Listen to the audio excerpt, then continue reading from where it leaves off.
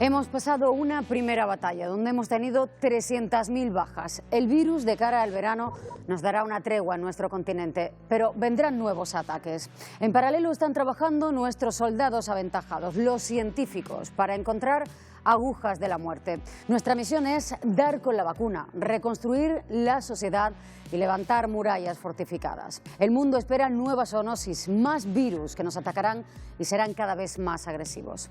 Siempre iremos por detrás de lo que nos separa la naturaleza y por eso no podemos seguir atacándola. Tenemos que aliarnos con ella porque nos demuestra una y otra vez que no nos necesita para vivir, pero nosotros sí la necesitamos a ella. Es hora de buscar respuestas. ¿Somos nosotros el peor de los virus? ¿Cuál va a ser nuestra estrategia para recuperar la economía sin perjudicar el medio ambiente? ¿Podremos ser autosuficientes ante nuevos aislamientos? En Enemigo Equivocado 3 abordamos la estrategia.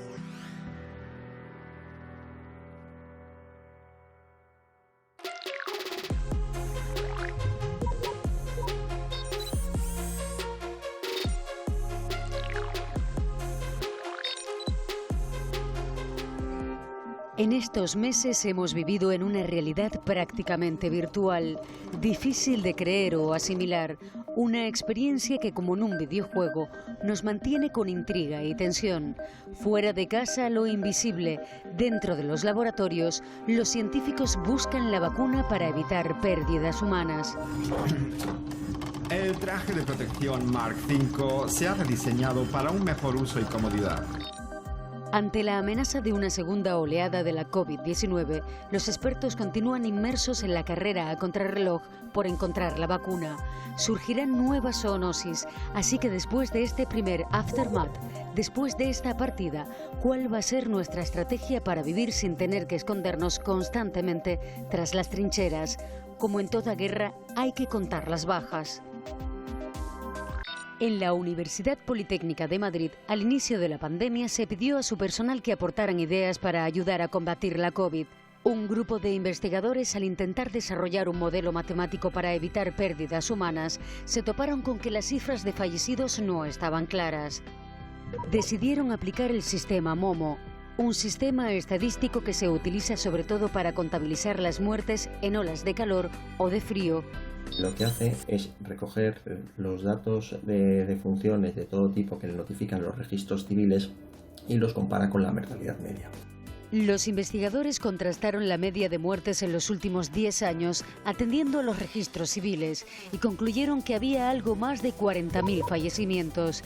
Si en abril, en el momento de este primer estudio, contábamos con 23.000 muertes por COVID en España, ¿a qué causas corresponden las otras 20.000 muertes restantes? Cualquier establecición que se haga va a arrojar unos datos muy por encima de la mortalidad COVID que se ha diagnosticado con positivo. ¿Esto qué puede ser debido? Parece bastante razonable que sin otra causa que lo esté produciendo detectada, casi todo este exceso de mortalidad se podrá vincular de alguna manera a la pandemia. Que pueda ser directamente o indirectamente, como podrían ser otras dolencias hospitalarias que no hayan sido atendidas por colapso hospitalario, es algo que requerirá un estudio posterior.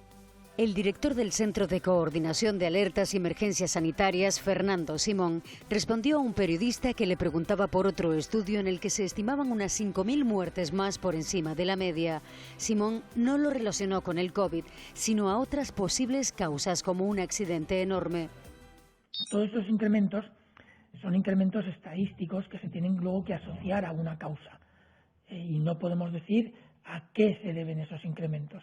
No sabemos si se deben a un accidente de tráfico enorme, no sabemos si se deben a un incremento de la mortalidad por infartos, no sabemos si se deben a un incremento de la mortalidad por coronavirus. En 2 meses, los muertos de tráfico que se pueden producir en toda España son del orden de 300, o sea, 20 veces más pequeños. No tiene ningún sentido vincularlos a una causa como esta. Pero si en este caso tenemos una causa que no es el COVID, que está matando en 2 meses a 5.000 personas, que sigo insistiendo que yo creo que serán más, y no ha sido detectado, tenemos un problema muy serio. Sin embargo, en Canarias esto no ha ocurrido. No existe un baile de cifras en cuanto a mortalidad en la pandemia, dado que los datos de mortalidad se han notificado correctamente y se aprecia que nos hemos mantenido en la media de mortalidad histórica. Nosotros lo estamos registrando perfectamente tal como señala el Ministerio y, por supuesto, no solo aquellos fallecimientos que se producen en el ámbito hospitalario, sino también los que se producen en el ámbito extrahospitalario, ya sean en el domicilio particular o sean en residencias de mayores, en cualquier lugar. Allí donde se estime por parte de los clínicos que hay una duda en cuanto a esa atribución de fallecimiento, pues se realiza una toma nasofaringea, o en este caso casi siempre ha sido nasal, post-mortem. Para corroborar esta anomalía matemática habría que hacerle la autopsia a todos los cuerpos para saber si han muerto por COVID o por otro tipo de causas. Por eso hemos querido hablar con forenses para saber cuál ha sido su papel en esta crisis, para ver con qué problemas se han encontrado y cuáles son los retos que tienen por delante.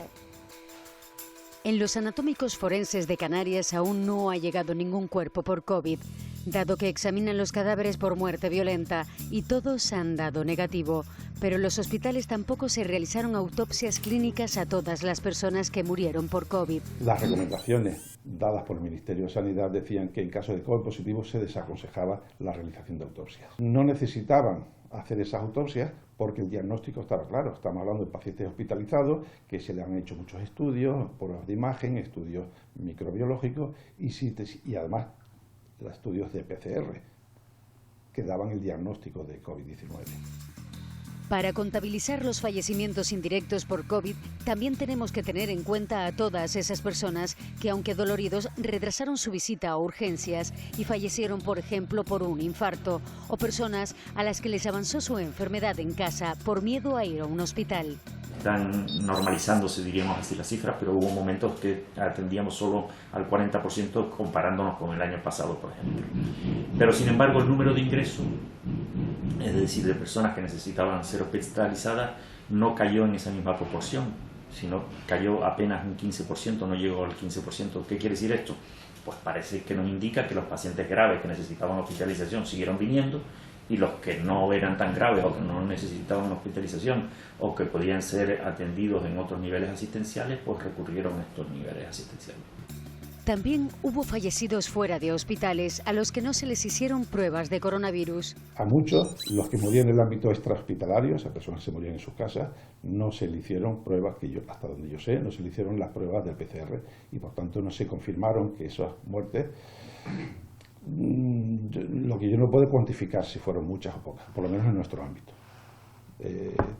Podemos pensar que en Madrid, en Barcelona, en esas grandes ciudades donde hay muchos centros de mayores, sí se produjeron muchas muertes que no se computaron, pero que sí se sospecharon. Otras muertes indirectas las encontramos en la salud mental. Hoy la primera causa externa de muerte en España es el suicidio, que acaba con la vida de 3.600 personas al año, casi 10 cada día, el doble de las muertes por accidentes de tráfico. Nuevamente, en Canarias este dato también ha sido diferente durante el confinamiento. En el año 18 teníamos 29, en el año 19 teníamos 24 y en este año hemos tenido 12. Realmente nos ha extrañado porque todos esperábamos un incremento y no lo ha habido. En Canarias se están desarrollando proyectos de investigación entre los institutos de medicina legal con la intención de coordinarse con los hospitales públicos. La intención es saber más sobre esta enfermedad a partir de autopsias realizadas a cuerpos con positivo. ¿Cómo afecta? ¿Qué parte de los órganos afecta con más intensidad? ¿Por qué se producen estos síntomas? Porque no sabemos muchísimas cosas que no lo sabemos. Cada día, como decía antes, cada día nos sale información. Ahora parece que afecta al sistema nervioso central, luego parece el sistema respiratorio, al final parece que no es el sistema respiratorio, sino son al sistema que tenemos de defensa, en fin, que no sabemos muy bien y hay muy pocas, ahora se están haciendo cada vez más, pero había muy pocas autopsias, porque esto de las autopsias no era aquí solo, es una cuestión a nivel mundial, había muy pocas autopsias en el resto del mundo de COVID. Nos hemos encontrado con que no podíamos hacer lo que queríamos, porque sí había voluntad, sí había empeño de los compañeros por hacer esto, pues porque es algo novedoso, que se desconoce mucho de la fisiopatología de la muerte, que fundamentalmente afecta a personas mayores, pero nos encontramos con casos de gente joven, incluso aquí no, pero ha habido casos de niños. Entonces, bueno, tenemos muchas incógnitas desde el punto de vista médico, que la única manera de resolverlas es estudiando el mecanismo de la muerte. Para ello se necesita tener una sala de bioseguridad 3 donde los profesionales no corran peligro. Hay muy pocas en España. Es una sala que no puede llevar el mismo aire acondicionado del edificio, tiene que llevar un flujo laminar con unos filtros especiales, no puede tener ventanas, tiene que tener una esclusa antes de entrar en la sala, tiene que tener un acceso directo a los vestuarios y las duchas, de tal manera que el personal entra a la sala perfectamente equipado con sus EPIs. Los cadáveres también llevan un recorrido diferente, de tal manera que pueda ser aislado del resto de la casa y que pueda ser desinfectado el recorrido que el cadáver hace.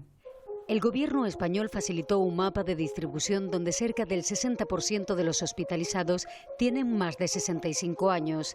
Es curioso que la enfermedad ha afectado más a mujeres, pero han fallecido más hombres.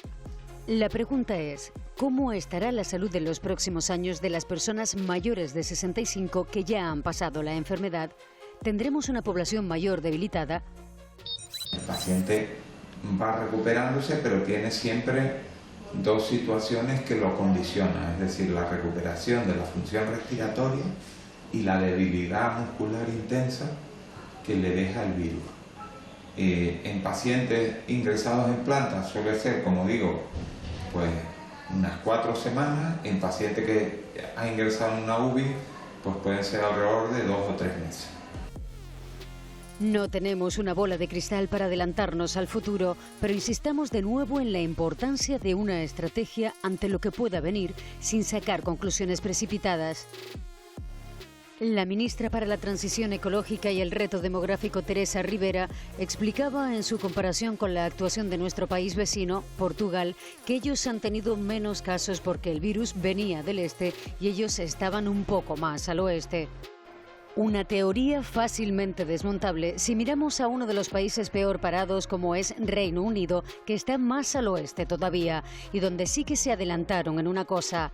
El gabinete de Boris Johnson, tras saber que había contraído el virus y que su salud se había deteriorado, diseñó una estrategia para afrontar su posible muerte.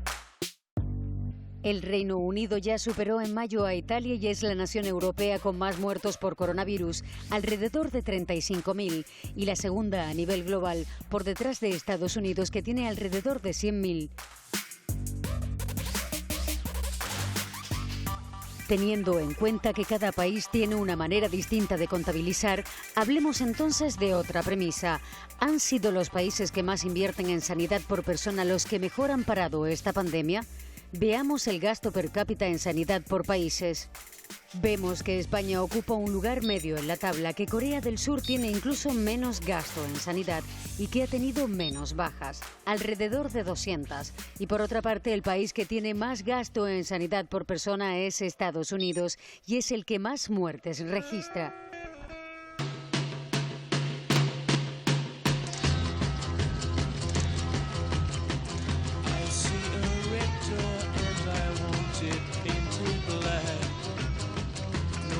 Si tenemos en cuenta que en la guerra de Vietnam, en la que los americanos tuvieron una intervención durante 10 años, murieron 58.000 estadounidenses, en tan solo unos meses han fallecido el doble.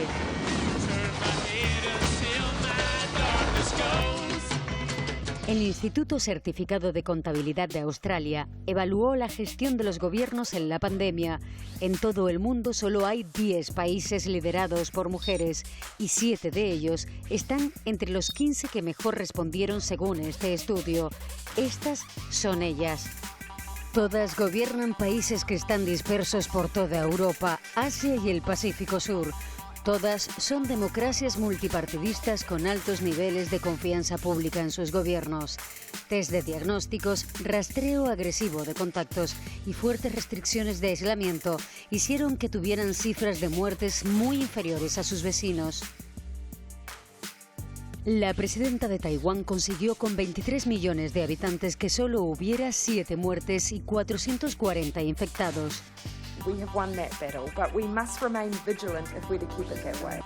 La gestión de Jacinda Ardern de Nueva Zelanda, con casi 5 millones de personas, tiene 19 fallecidos por COVID. Además, en esta crisis, ella y su gobierno se bajaron el sueldo un 20%. It is not and cannot be a return to pre-COVID-19 life. That day will come, but it is not here yet. En Finlandia, Sanna Marin, la jefa de Estado más joven del mundo con 34 años, declaró esto cuando fue elegida. I present a younger generation, but what comes to social media or Instagram, I think that I'm an individual, a person, a real person also, even though I'm a prime minister. So I won't change the way I behave. Y eso fue lo que hizo, valerse de las redes sociales. La líder millennial que buscó el apoyo de influencers para difundir información sobre cómo evitar la propagación del virus, logró en un país de 5,5 millones de habitantes que solo hubiera 200 muertes. Y de la más joven pasamos a la veteranía. Merkel lleva 14 años liderando a Alemania, un país con 83 millones de habitantes. La canciller advirtió a su población de que estaban ante la mayor amenaza desde la Segunda Guerra Mundial. En Canarias también fueron muy efectivas las primeras actuaciones antes de que se desbordara la pandemia, acotando la expansión en el archipiélago, al aislar a los infectados y posibles casos, primero en La Gomera, luego en un hotel del sur de Tenerife, y así sucesivamente con los primeros casos que aparecieron antes de que se declarase la pandemia. Con una población de algo más de 2 millones de habitantes, hemos tenido cerca de 160 muertes por coronavirus. Una vez que esos brotes y que la pandemia se ha producido a estas escalas tan elevadas, que el sistema sanitario sea capaz de cubrirlo, es evidente que mejor tener un sistema sanitario mejor, pero yo personalmente pienso que es bastante más importante, repercute muchísimo más en la gestión que se ha realizado previamente para el proceso de fase de mitigación. En 2019, la empresa de información financiera Bloomberg sacó el último informe sobre la economía de 169 países y España, arrebatándole el título curiosamente a Italia, resultó ser el país más sano del mundo. Nuestra población tiene una de las mayores esperanzas de vida del mundo, con una media de 86 años. Esto lo atribuye este estudio a la dieta mediterránea y al fácil acceso a la sanidad pública. Por tanto, si aplicásemos la siguiente regla de 3, concluiríamos que si la vida en nuestro país es más larga y tenemos más personas mayores, no nos puede sorprender que la mortalidad por COVID sea más alta en nuestro país que en otros, con una población más joven. El objetivo es llegar al punto de las Islas Feroe, que es la primera nación europea libre de coronavirus. Lo consiguieron el 9 de mayo. Este archipiélago de 18 islas y 49.000 habitantes tuvo 187 casos y ningún fallecido. Los comercios han reabierto y hasta la liga local de fútbol se ha reanudado. El control en sus fronteras sigue siendo duro. De 30 vuelos semanales han pasado a tener 3.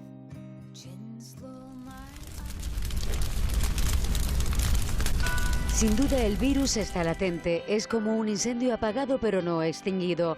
Podrían revivir nuevos focos. Los esfuerzos están centrados en contar con test efectivos y encontrar una vacuna definitiva. El arte de la guerra de Sun Tzu viene a decir que si conoces al enemigo como a ti mismo, saldrás triunfador en 1000 batallas.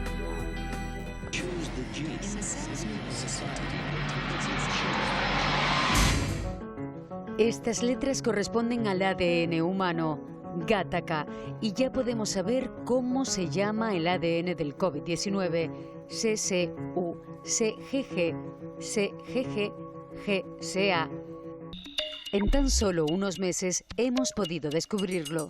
Todo el conocimiento humano sobre la ciencia se ha puesto a ello. Para encontrar la vacuna de la gripe se tardó unos 30 años. Para la gripe A, que era una variación de la gripe común, los suizos lo lograron en 4 meses. Ahora, desde abril, ya se hablaba de los primeros ensayos para la COVID-19. Hablamos sobre ello con el presidente a nivel mundial de la Federación de Medicina Tropical, el español Santiago Mascoma, cuya experiencia muestra desconfianza ante tal rapidez. Obtener una vacuna contra este coronavirus va a ser muy difícil. Yo creo que va a tardar años. Ojalá, Dios quiera que me equivoque. Este es un virus que utiliza estrategias de camuflaje, proteínas de evasión e incluso antagonistas contra la respuesta inmune. Y por tanto es un virus que plantea muchísimos problemas para desarrollar una vacuna efectiva. Estas vacunas se están desarrollando en laboratorios nivel 4. El de Wuhan es uno de ellos. Aunque no goza de buena prensa desde hace años, ahora esto se ha agravado con la aparición del coronavirus. 我想提醒你注意的是，世卫组织负责人已经多次表示，没有任何证据表明新冠病毒是在实验室产生的。 Veamos qué son los laboratorios nivel 4. Esta es su simbología, BSL4. Las siglas significan Biosafety Level 4. Los laboratorios de bioseguridad nivel 4 son muy costosos y hay muy pocos en el mundo. En ellos hay máxima seguridad de aislamiento y protección e incluso se tienen controladas las temperaturas y otros baremos para la seguridad de quienes trabajan en ellos. De un nivel 4 no puede escapar nada al exterior. En ellos se investigan los virus de máxima letalidad como el ébola o del Marburg. Pero aunque los coronavirus se estudian en laboratorios nivel 3, este se está investigando en el de máxima seguridad, debido a que tiene patrones de comportamiento similares a otros virus muy peligrosos. Hoy en día, la Organización Mundial de la Salud tiene contabilizadas 89 vacunas que se están desarrollando en todo el mundo. Incluso vemos que hay 2 españolas.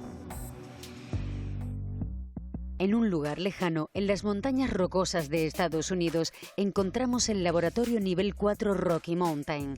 Allí, desde el 11 de febrero, se están haciendo pruebas con macacos y babuinos que han sido deliberadamente expuestos al virus sin contraer la enfermedad, después de probar en ellos la vacuna del Instituto Jenner en Oxford, Inglaterra. Los macacos y humanos comparten aproximadamente un 93% de su ADN. Sin embargo, el hecho de que una vacuna parezca funcionar en un macaco no significa que funcione en humanos. Este instituto de Oxford se alió con la compañía biofarmacéutica AstraZeneca y ya ha vacunado a cerca de 2.000 personas desde abril para testar la vacuna. El gobierno de Boris Johnson destinó 40 millones de euros para el estudio, una cifra que incluso es superada por quienes invierten en las acciones de esta empresa. Es la vacuna que más ojos de inversores tiene puestos encima. En abril, el mayor fabricante de vacunas del mundo, el Instituto Serum de la India, anunció que no iba a esperar a que terminaran las pruebas de muestreo de la vacuna de Oxford previstas para junio y aseguró que ya estaba adaptando sus líneas de fabricación. El 21 de mayo, el mundo despertaba con la noticia de que comenzaban a fabricar 400 millones de dosis. We will make the vaccine, start producing it at the end of May. Esta es la foto de las primeras dosis de esta vacuna. Es importante que conozcamos el comportamiento de un virus para entender por qué ya se han atrevido estos laboratorios a fabricar las primeras dosis de la vacuna. Un virus es un organismo que cuando está fuera de un cuerpo no tiene vida, por tanto necesita un huésped. En este caso ha pasado de un animal a un humano. Busca un hospedador y busca penetrar en sus células. Penetra en sus células y una vez está dentro puede replicarse, multiplicarse y una vez lo ha hecho sale de esa célula para infectar otra célula y hacer otra vez lo mismo. Para sobrevivir necesita mutar. Por ejemplo, la gripe común tiene 5 mutaciones conocidas, pero este virus, como se ha expandido con rapidez, es decir, que ha encontrado muchos cuerpos en los que meterse, no ha necesitado mutar tanto. Este virus, desde que ha saltado al hombre, no ha sufrido, que yo sepa aún, ningún cambio mutacional importante, absolutamente ninguno. O sea, sigue siendo el mismo virus que empezó. Por tanto, esta poca variación en el virus ha animado a estas primeras fabricaciones en esta carrera por encontrar una solución científica a la pandemia. De esos 400 millones de dosis que se fabrican en la India, Estados Unidos ya ha comprado 300 millones. Si tenemos en cuenta que hay 327 millones de norteamericanos, prácticamente cada ciudadano tendría su vacuna. Una compra que a Trump le ha costado 1.200 millones y que, aunque se tardaría casi un año en poder vacunar vacunarlos a todos, el líder estadounidense ha conseguido a corto plazo que la confianza de la economía se reactive. There's no reason for this. He should have been stopped at the source. Go have a good day. Bye. Esto ha enriquecido también a la empresa farmacéutica AstraZeneca, que había invertido 800 millones en el desarrollo de esta vacuna de Oxford, ganando con esta inversión estadounidense 400. Las acciones se disparan cada día y AstraZeneca se ha convertido en la empresa más valiosa de Reino Unido, por encima de Shell. Pero en esta carrera han surgido otras alianzas entre laboratorios y farmacéuticas, como por ejemplo BioNTech y Pfizer, que ya han comenzado a hacer pruebas en personas con su vacuna experimental y confían que pueda estar lista en un año. La inversión privada ha sido de 1.500 millones de dólares.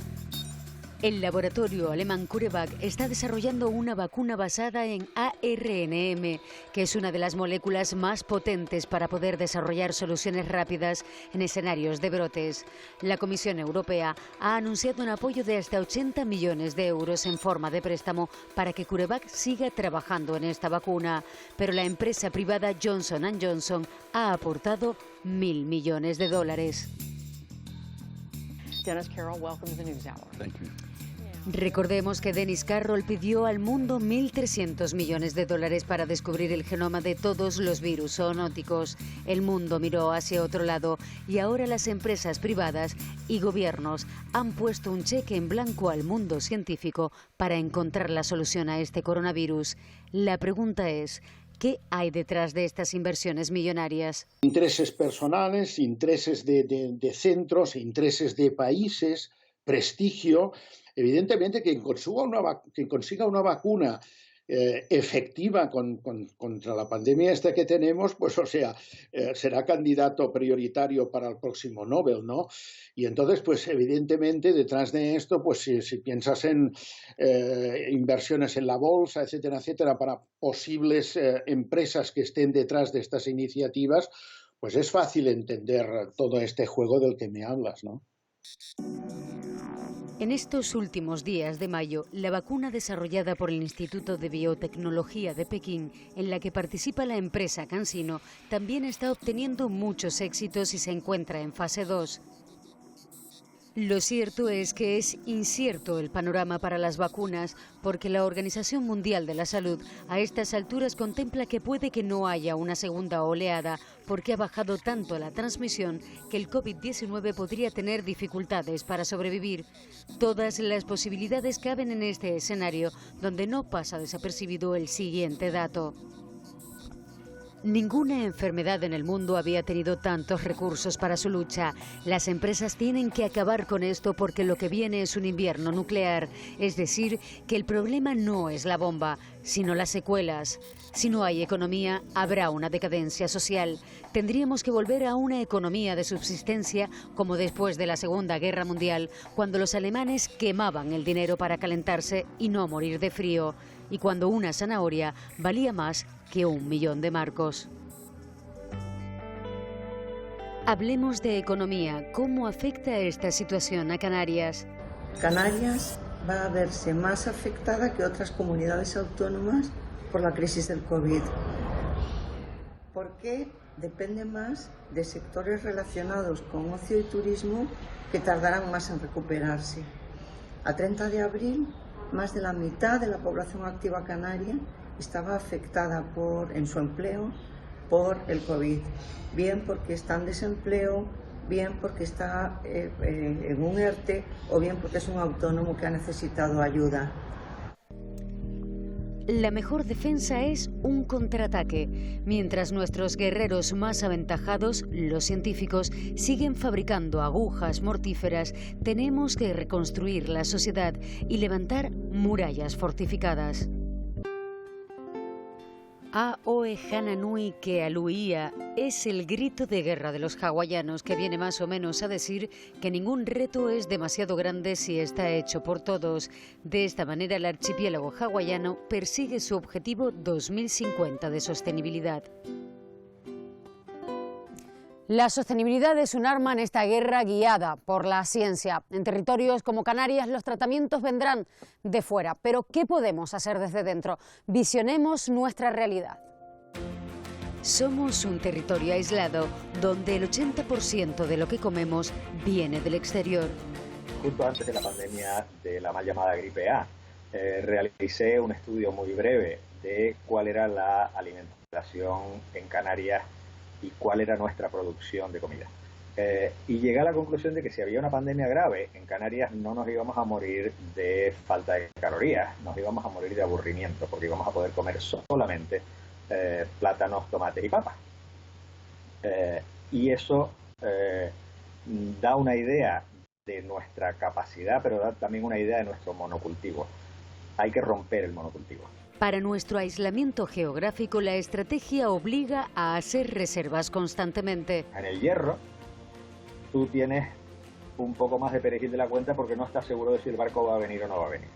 Tenemos que tener más stock de las cosas vitales y eso tiene que formar parte de nuestra cultura personal, familiar e institucional. No podemos vivir pensando que Amazon te lo trae mañana por la mañana.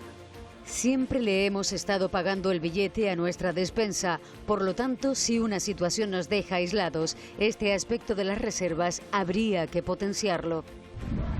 Hawái sufre los coletazos de un huracán por vez primera en 2 décadas. En 2015, el archipiélago hawaiano sufrió 3 huracanes de categoría 4 que rodearon las islas por primera vez en la historia. Estuvieron 2 meses aislados, una situación similar a la que estamos viviendo por la COVID.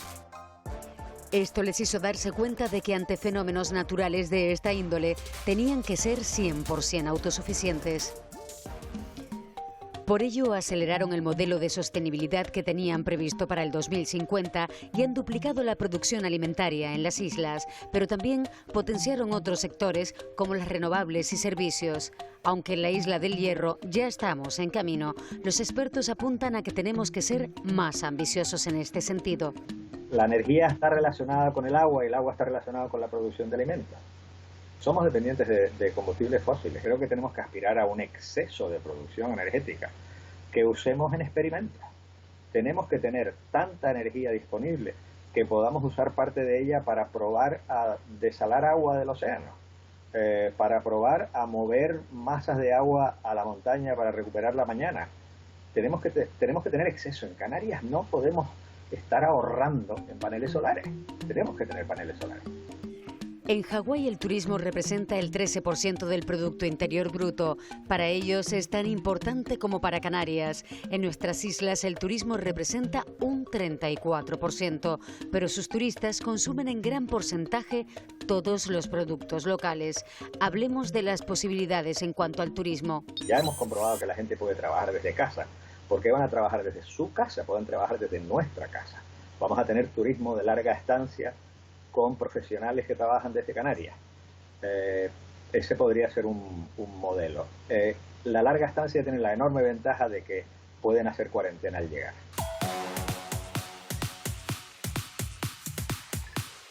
Esto es Itzgel, una pista de esquí situada en Austria, considerada la Ibiza de los Alpes, un lugar donde abunda el alcohol y la fiesta de alta montaña. Este punto del pueblo tirolés se considera el gran vector del virus en el norte de Europa. El complejo había permanecido abierto durante una semana después de que se activase la alarma. Todo empezó con un camarero alemán de 36 años que enfermó y fue el caldo de cultivo para que el virus se trasladara a países como Alemania, Islandia, Noruega y Dinamarca. En Itzgel hay 1.500 habitantes, 1.020 enfermaron de coronavirus. Por eso, hoy en día es importante saber cuáles son nuestros movimientos y, por tanto, el del virus. ¿Será posible que tengamos rebrotes? Y si eso ocurre, la situación económica sería impensablemente peor. Por eso la responsabilidad del sector sanitario, atención primaria y salud pública, de llevar la trazabilidad de los casos y los contactos es importantísima.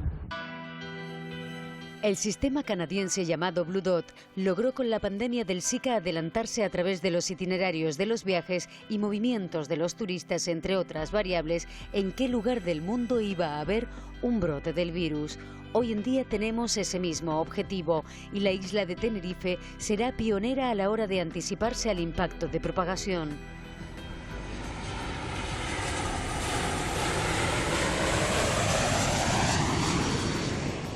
La apertura de las fronteras es otra de las batallas que debemos lidiar. La globalización ha sido un gran tobogán para este virus. Aunque en nuestro continente se acerca el verano dándonos una tregua, lo cierto es que en la historia de las pandemias siempre se le ha tenido más miedo a las segundas oleadas. La pregunta es, ¿está Canarias preparada? ¿Cómo vamos a reforzarnos? A nivel de hospitales y equipos de atención primaria, lo que es el sistema de salud, estamos hablando de camas de UCI, de respiradores, de camas de de potenciar pues los recursos humanos. Esa es una capacidad que se viene potenciando ya desde la desescalada y que irá increciendo. El problema que podemos encontrarnos con respecto al virus es que llegue a nuestro país de la mano de extranjeros con una mutación distinta a la nuestra. En China, un nuevo brote muestra signos de que el virus podría estar cambiando allí. La pregunta es, ¿cómo podríamos controlar esta contaminación cruzada del virus entre países? La Unión Europea podría llamar a los responsables de las diferentes aerolíneas, a los responsables de los grandes aeropuertos europeos, sentarlos ahí y decir, señores, vamos a ponernos de acuerdo en tomar unas medidas de control eficientes que nos permitan volver a redisparar el intercambio de personas dentro de Europa. Europa somos 380 millones de personas. ¿No somos capaces de hacerlo?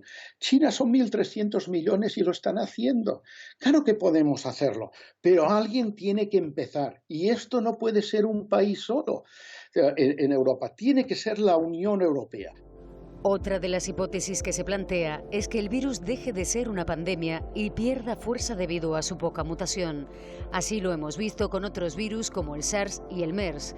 Hablemos de la teoría del trinquete de Müller. Müller es un científico que durante la Guerra Civil Española fue calificado como loco, pero años más tarde acabó recibiendo el Premio Nobel de Medicina. Si aplicásemos su teoría al COVID, veríamos que el mensaje genético del virus cuando infecta nuestra célula ocupa unos 15 folios. Una vez dentro de la célula, el virus comienza a hacer copias a toda velocidad de ese mismo mensaje, unas 100.000 al día. La gran mayoría de copias son perfectas, pero cuando hay un error, alguna de las letras cambia. Eso es la mutación. Si el virus tiene muchos errores, al replicarse en las células, quiere decir que va a peor, porque no se está adaptando bien y puede perder fuerza. Müller interpreta esto como el trinquete de un gatillo que solo te permite ir en una dirección, en este caso, el de la extinción. Tiene una serie de características en cuanto a capacidad de transmisión y en muchos otros aspectos que no dejan de sorprendernos a todos los que no paramos de trabajar contra el mismo, ¿no? Y por el momento yo no veo que vayamos en el camino de que se autolimite. Pero otra posibilidad es que se haga más potente. En lugares como Estados Unidos se están celebrando las fiestas COVID-19, en las que se reúnen jóvenes con la intención de contagiarse. Como asisten personas infectadas de distintos lugares, las posibilidades de que los asistentes se contagien a la vez con 2 o más virus con mutaciones diferentes es muy elevada. Si los virus hacen una recombinación, pueden convertirse en mucho más infectivos. La población mundial no ha conseguido la inmunidad de grupo ante este virus que, como hemos visto hasta ahora, ha mutado muy poco. El aislamiento ha sido un gran aliado. Por ello, depender del exterior es precisamente eso, depender. Un territorio industrializado es un territorio enriquecido.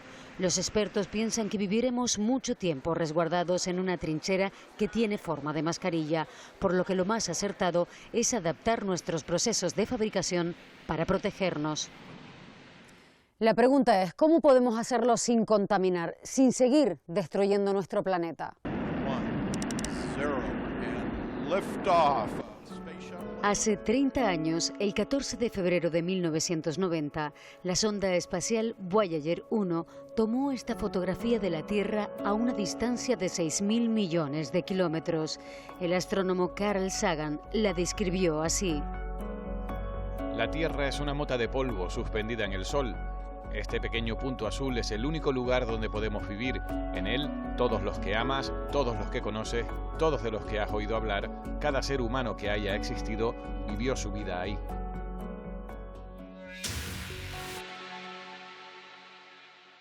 Esto que ven es la playa de las Canteras. La Universidad de Las Palmas de Gran Canaria hizo un estudio sobre microplásticos en toda la Macaronesia y encontró aquí uno de los niveles más altos de plástico en el mundo. Había casi el doble en peso seco de plástico que de zooplancton en el mar, entonces eso sí preocupa por las consecuencias que puede tener para los organismos marinos. El lugar donde se concentraban más fue en la bahía del Confital, pero no porque realmente haya más contaminación, sino que por las condiciones oceanográficas pues se concentran más en esa zona, ¿no? Aunque en un primer momento se pensó en el plástico como primera barrera de protección, afortunadamente la Unión Europea ha evitado de alguna manera que este material volviera a ocupar un primer plano en nuestras vidas. Pero hay otras muchas cosas de las que debemos preocuparnos. Every mammal on this planet instinctively develops a natural equilibrium with the surrounding environment, but you humans do not. Los científicos y Naciones Unidas dicen que la clave está en el equilibrio de nuestro planeta, y es que no tenemos un planeta B. El mejor escudo contra la pandemia es un planeta sano. La quema de combustibles fósiles, entre otros aspectos, no ayuda. Esto que ven es el permafrost, una capa de suelo permanentemente congelado que el calentamiento global ha ido derritiendo.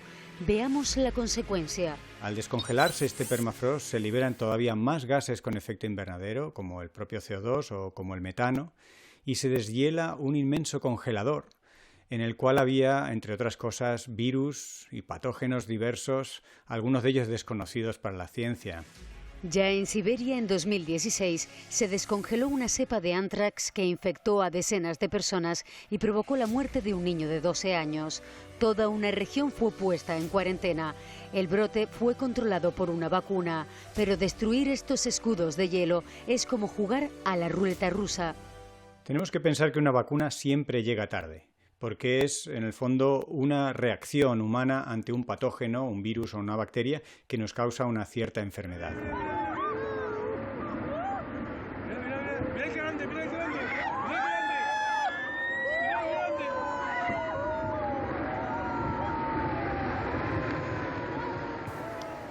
La quema de combustibles fósiles no solo acelera estos procesos de descongelación, sino que también contamina el aire que respiramos. Por tanto, también deterioramos en esta pandemia otro escudo, nuestros pulmones. El comercio de animales vivos ha sido en esta y otras ocasiones un desencadenante para que el virus pasara de un animal a un humano. El pangolín es, por ejemplo, una especie amenazada. Si desaparece puede hacer que estemos desprotegidos ante otros patógenos. Es más, al sacarla de su hábitat puede, entre otras cosas, enfermar. En esta ocasión se han enfermado miles de personas. Debemos tener claro que hay que defender la biodiversidad, porque protegiendo a los animales, protegemos a las personas.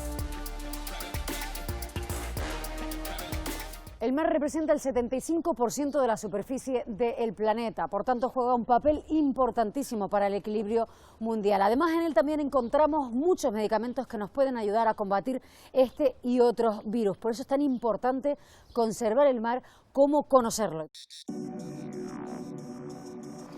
El mundo tiene una necesidad urgente de buscar productos farmacológicos que nos ayuden a luchar contra las enfermedades víricas emergentes. El océano es nuestro aliado. La búsqueda de productos farmacológicos en la mar solamente se inició hace unos 60 años y desde entonces ya se han descubierto más de 1000 productos que tienen propiedades antivíricas, antibacterianas, que se han luchado contra enfermedades tales como el cáncer, el SIDA, que se están utilizando para la detección temprana del propio COVID.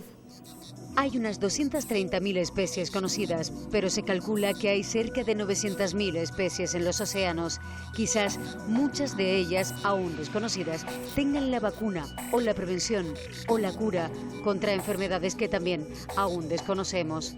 Nos enfrentamos al dilema de que solamente hemos explorado un 5% de los recursos marinos y, sin embargo, estamos ya alterando el 66% de la superficie marina, que según un informe de Naciones Unidas de 2019 está ya siendo afectada por las actividades antropogénicas de forma acumulativa. Es decir, que podemos estar acabando con la gallina de los huevos de oro de los productos farmacéuticos que pueden curar nuestras enfermedades presentes y futuras. En Canarias tenemos el reciente volcán submarino del Hierro, que nos ofrece una oportunidad viva y actual para investigar nuevos productos que estén surgiendo de las especies que se están instalando en este hábitat volcánico. Si Canarias es buena para investigar estrellas, es todavía mejor para investigar aguas profundas, porque los canales que nos rodean alcanzan los 3.000 metros de profundidad simplemente entre Tenerife y La Gomera. Es decir, tenemos un baúl de los tesoros de productos naturales de los que podríamos estar extrayendo farmacéutica, cosmética, productos alimentarios supernutritivos, y todo esto está sin explorar porque no se le ha dedicado la suficiente inversión. Tenemos mucho que explorar, pero también lo vamos destruyendo antes de llegar. Ya estamos en la carrera para intentar salir de esta crisis. La historia y la actualidad demuestran que cuando queremos, podemos.